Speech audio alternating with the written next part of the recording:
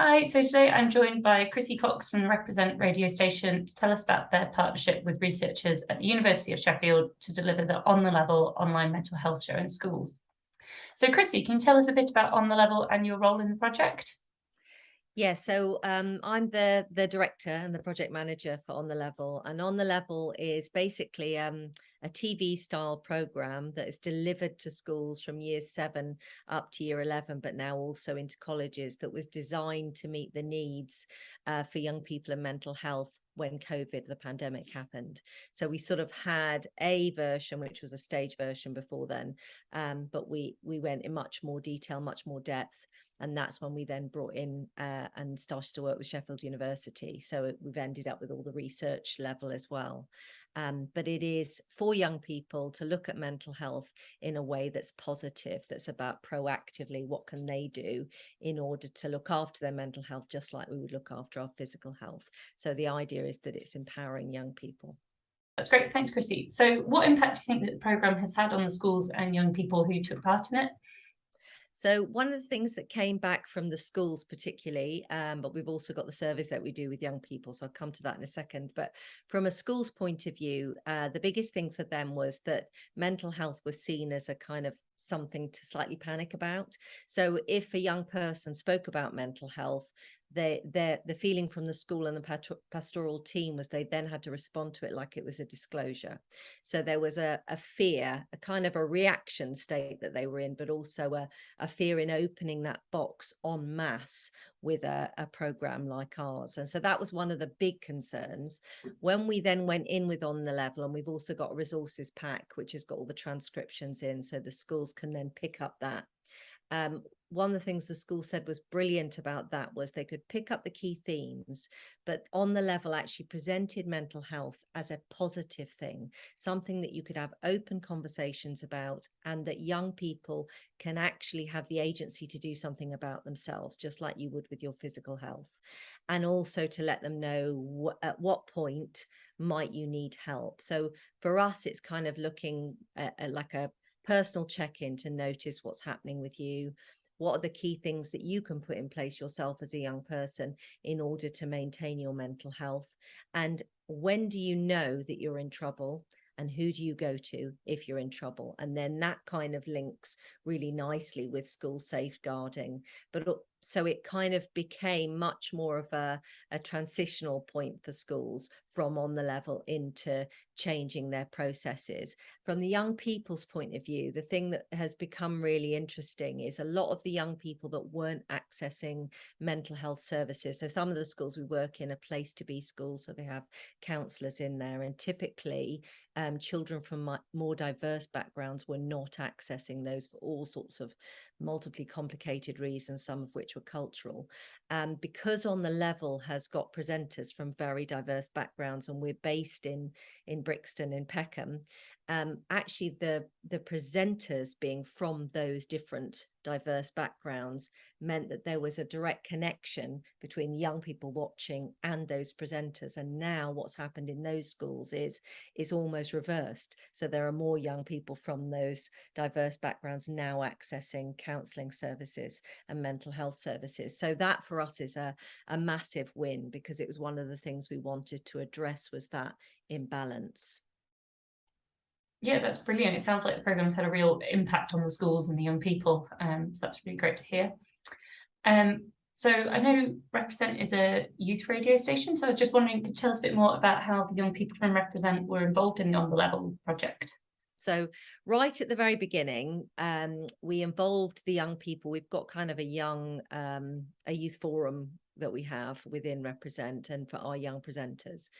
So what we did was we involved them in focus groups. So they were involved in talking to young people from years 9 to 11 originally, because that's what we'd originally planned the show to be for, but it's ended up being expanded from 7 to 11 is now how we deliver it.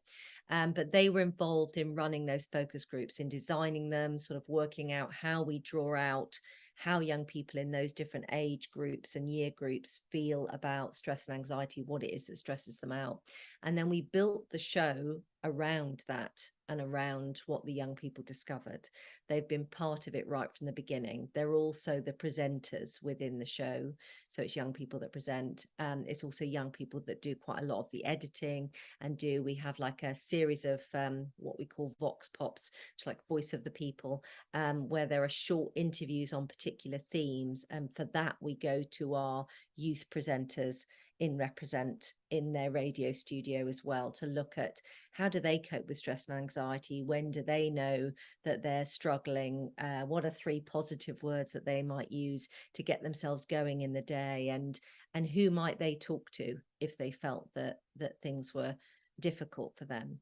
So we've got a new section that's coming up called the opt-out trap, and that's come from the fact that a lot of young people within the team at Represent started to identify, both within themselves and younger brothers and sisters, a feeling of anxiety that happened over the pandemic, and a tendency to opt out of things, to say, okay, I'm just going to hide away, or, you know, I'll stay in my room, I'm not going to go out and see my friends. And then how that had become a habit. And that led to us looking at the research around stress and anxiety increasing if you opt out of something and it becomes a habit.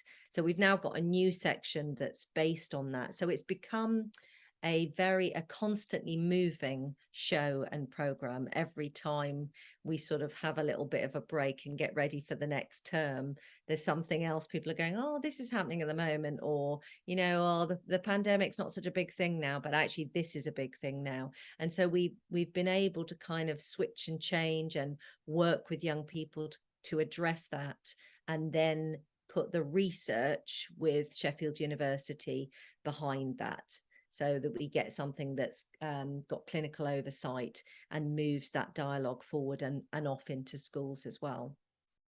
Yeah, that's brilliant. And it's amazing to hear how well embedded the young people are throughout the process, and how they're kind of helping as the programme evolves as you go along. I think you briefly touched on the University of Sheffield that you're partnering with to evaluate the programme. So I was wondering if you could just say a little bit about how your experience of working alongside a research team has been. Are there any particular highlights or challenges of working with academics? Yeah, so there've been lots of brilliant, incredibly positive things.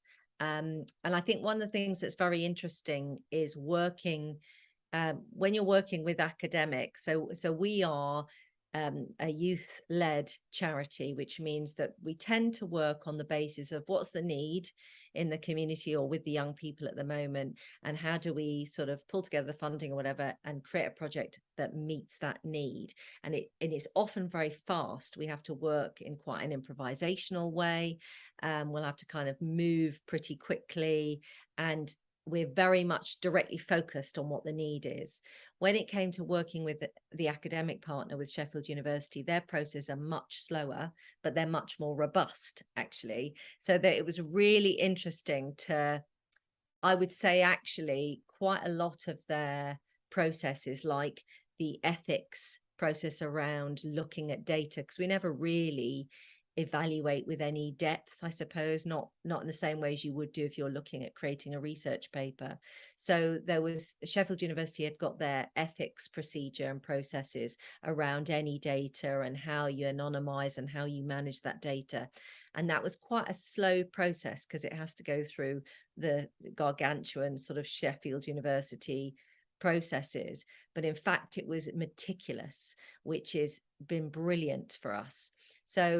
So processes have been a real highlight. The other thing that's been a real highlight is sort of, because we were working with the psychology department, there's the clinical oversight over the material that we're actually delivering, which has been brilliant. And they've been able to back that up with research that they've either been part of, or, you know, have witnessed or can see has got, you know, a level of fact in there that perhaps we might have looked at news reports, or, you know, we would have Googled and looked online, but not in the same depth as they're looking at. And they were also able to say to us, oh, you know, you're kind of using that app, and in fact there's this and this research that might be not great for you around that app. So if I were you, I'd maybe move to something else. And so from a practical point of view, it's been brilliant too.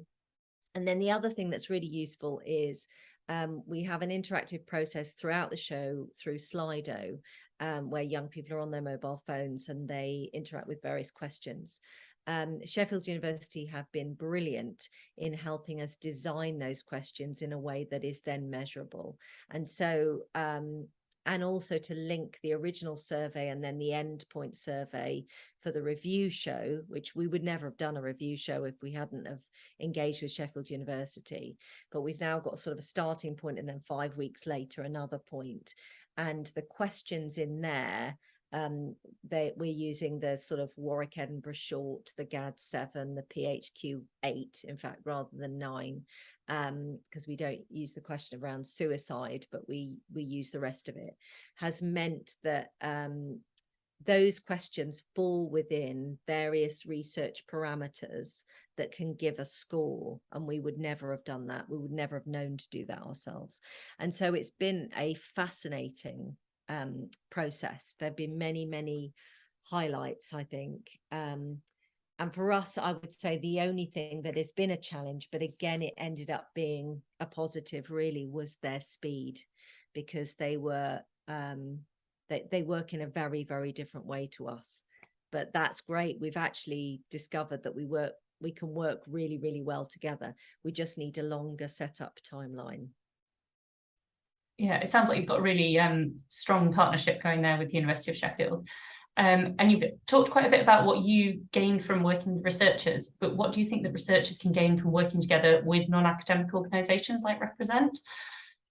Well, just thinking of the conversation I had with Dr. Leah Levita, who runs that department and has been working most closely with us, and Natalie Bissell, who's the research assistant.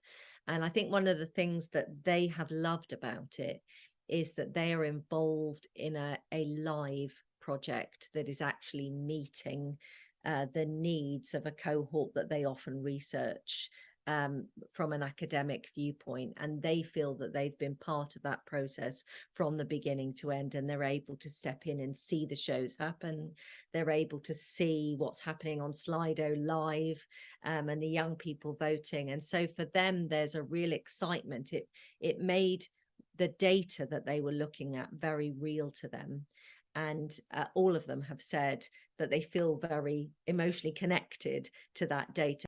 Yeah, it sounds like the project's been really beneficial to everyone involved in the partnership. So finally, just to ask you, so what's next for the On the Level programme?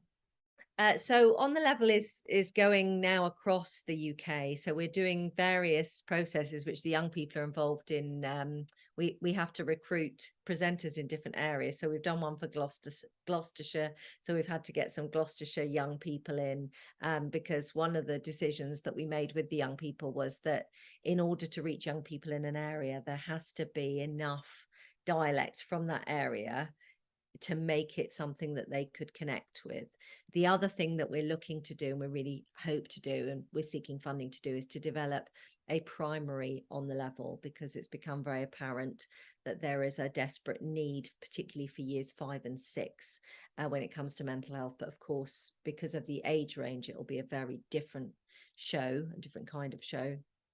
And then the other thing that we want to do is develop a completely new show, which would be in addition to On the Level, which would be looking at relationships, the relationships and connections we have with others. Yeah, well, it sounds like you've got some really exciting plans for the future there. So yeah, looking forward to hearing a lot more about the On the Level project. So I'll just finish off by saying thank you so much for joining me today. Yeah, I really enjoyed hearing about the success of the project so far, and look forward to hearing more about it in the future. Thank you.